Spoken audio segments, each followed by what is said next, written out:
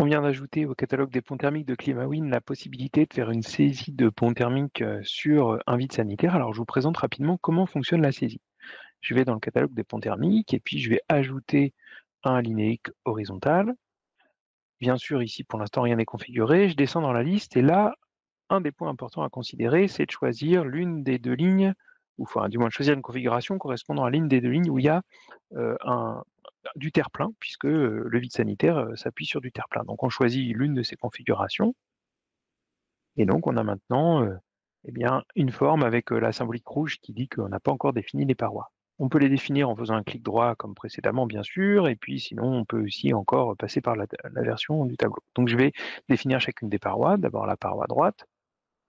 Alors là, justement, on peut choisir soit d'utiliser, donc c'est un plancher bas bien sûr, et on choisit soit un plancher bas qui est sur le sol, soit un plancher bas qui est sur vide sanitaire. Je vais vous montrer les deux modes de saisie.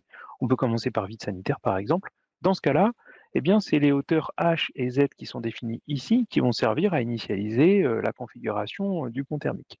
Donc je sélectionne ce plancher bas sur vide sanitaire.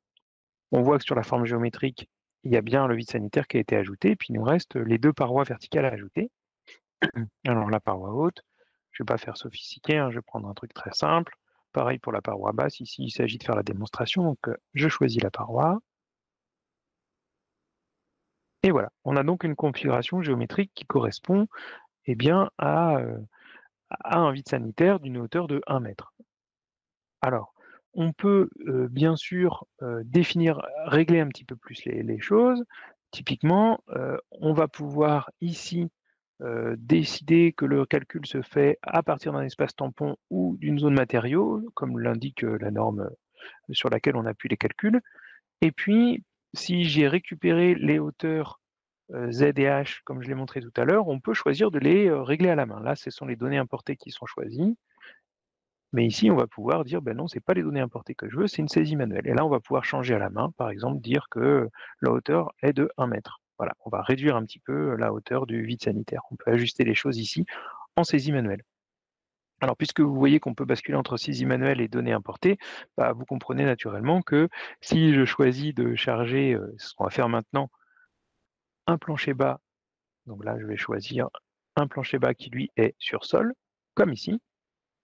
Par défaut, bien sûr, bah, il n'y a plus de vide sanitaire, mais en choisissant non pas données importées, mais saisie manuelle, on va pouvoir définir une hauteur, par exemple, de 1,5 voilà, alors, de 50 centimètres, donc 0,5 mètres.